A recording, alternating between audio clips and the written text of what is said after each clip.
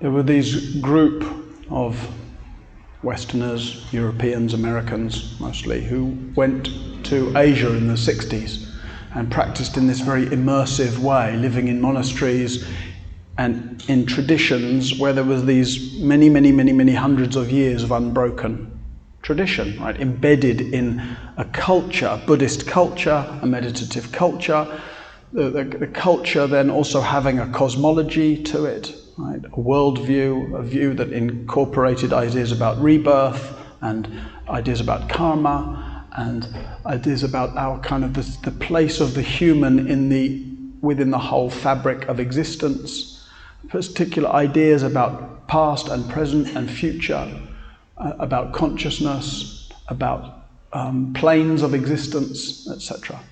A lot of things that were very, very culturally normative there in the Asian cultures where people were practicing. But when those people, after 10 or 15 years of immersive practice, came back to the West, Europe, America mostly, they had this very tricky task of a kind of cultural adaptation. What to keep and what to leave out. And, largely skillfully, I think, they chose, in many cases, to leave out some of the things that felt culturally at odds with the, let's call it, European cosmology and worldview. And to some extent that was in line with the way the Buddha taught. The Buddha didn't try to teach a worldview, he didn't try to teach the nature of the universe. Right? He was teaching about, never mind the nature of the universe, what about the nature of your own habits? What about the nature of how we get caught up and fixated? What about how to recognize and release those fixations and know a relationship to life that's freer? And in the process of that freeing up, one's sense of the way life itself is also deepens and grows and develops. So just like the Buddha was offering teachings and practices within the culture, within his moment in time and history and culture, so too in the last 50 years, 60 years maybe now, we've been in a European context kind of trying to offer teachings and practices, teachings of liberation, within the general worldview of our time, place, culture.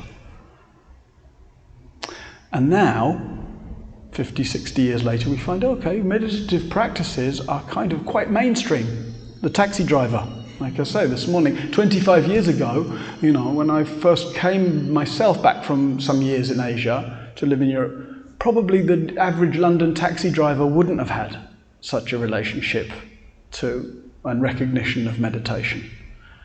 And I found when I first came back, just to say I was into meditation, it was like the associations people immediately had were that it was something weird. Whereas now that's pretty much gone. Some people might find it weird, but I bet pretty much anyone you meet and you tell them that you're into meditation, even if they've got no interest themselves, they know someone who perhaps, my cousin did that once. Something that gives them a reference point that it's not so weird or marginal. So, and that's to some great extent, I think, to the credit of that first generation of teachers, those pioneer teachers. Christina Feldman and Christopher Titmuss in this country, and then Sharon Salzberg, Joseph Goldstein, Jack Kornfield, particularly in the US, etc. It's to their great credit for having navigated that territory of how to introduce and dispense, we might say, these kind of practices. And had they included all the other stuff that went along with the Buddhist tradition, that might not have fared so well. But 50, 60 years later, the question I ask is there some of the proverbial baby that's been thrown out with the bathwater? To use that expression. And having practiced in these traditions and been very much in love with these traditions for the last 40 years or so, to me it's inescapably true that in addition, that meditation and a meditative practice and maybe a meditative life needs other elements, other contemplative elements to support it, ritual elements, you know. So part of my intention in offering that title to London Insight and being here today is for us really to consider that wider field of a meditative life. Right? You know the benefits of your meditation practice. That's why you're here. Right? But I'm curious what your relationship is to these other elements. Right? And by other elements, some of the other elements that we might touch on today might be chanting, ritual, including bowing and the relationship to a shrine, the kasina, the elements, earth, fire, water, air, and cosmology, how we understand, like what relationship do you have to ideas of rebirth, which largely get left aside in this tradition. And when I say this tradition, right, among the different Buddhist traditions, this tradition meaning this kind of lay-orientated, as in non-monastic approach where Vipassana or insight meditation is put rather front and central, right?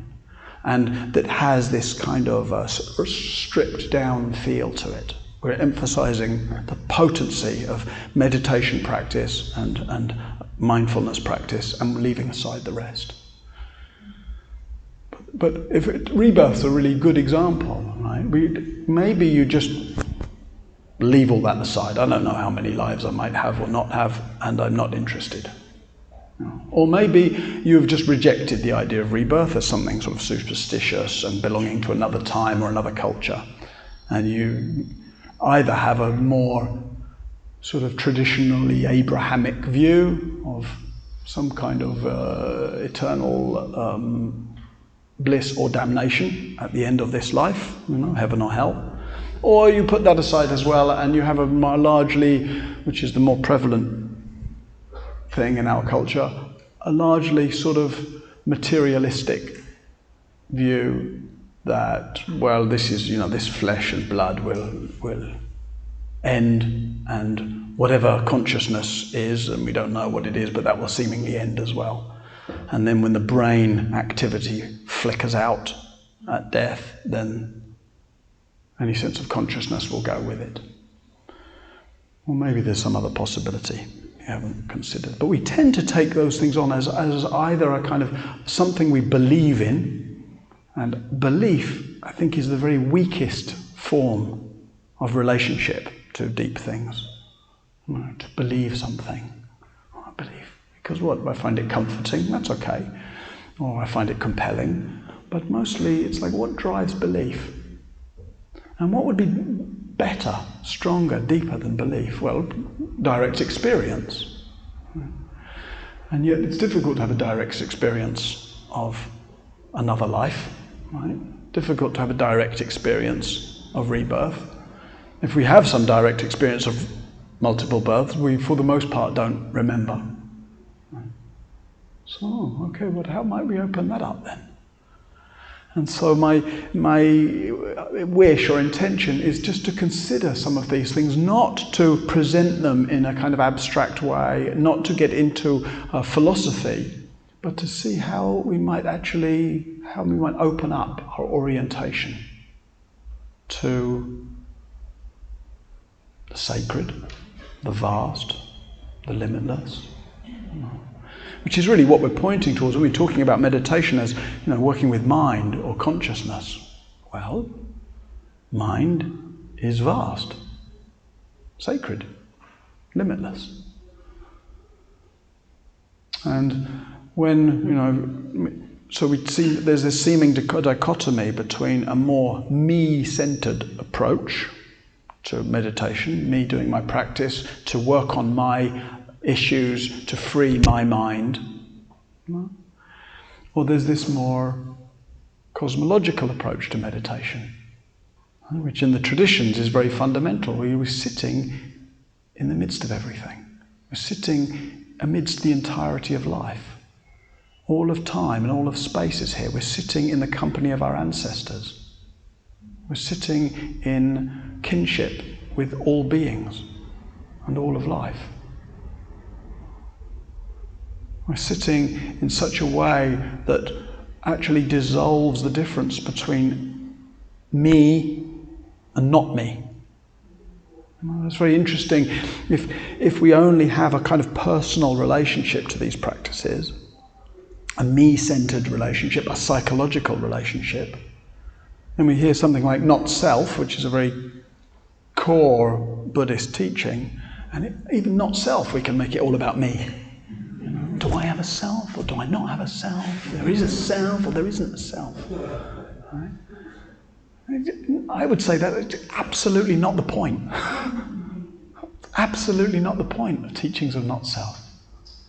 It's rather about not putting oneself so centrally, not taking oneself so seriously, recognizing that we're here as a completely as an expression of the fabric of the totality of existence. So there are these other complementary practices that really help to plug us into that sense of totality. So that rather than talking about the personal or the cosmological, I could say, I would say the ground for our practice today is one where the words universe and consciousness and reality and mind and experience are all synonyms. They're all synonyms. And ultimately what we mean by those things, it's all the same. We're pointing to something indivisible, vast, something in which we are both fundamentally a part of, fundamentally an expression of the totality of, something in which we find our rest and fulfillment, something that in which a real sense of meaning of being here, the meaningfulness of us being here, the relationship to the seen and the unseen, the heard and the unheard, the totality of things, really can kind of come alive as the natural fruits of our practice, the natural understanding of our practice, the natural rest of our practice. So those 5 words again, if I can remember them all. Experience, universe, reality, mind, consciousness. When we say consciousness, when we say universe, we tend to make those into two different things. Or consciousness is somehow inner and universe is somehow outer. But, as I say, fundamentally, when we're talking about the universe, it really doesn't matter whether you open your eyes or close your eyes. When you look outwardly or you look inwardly, you're meeting the universe, this realm of experience.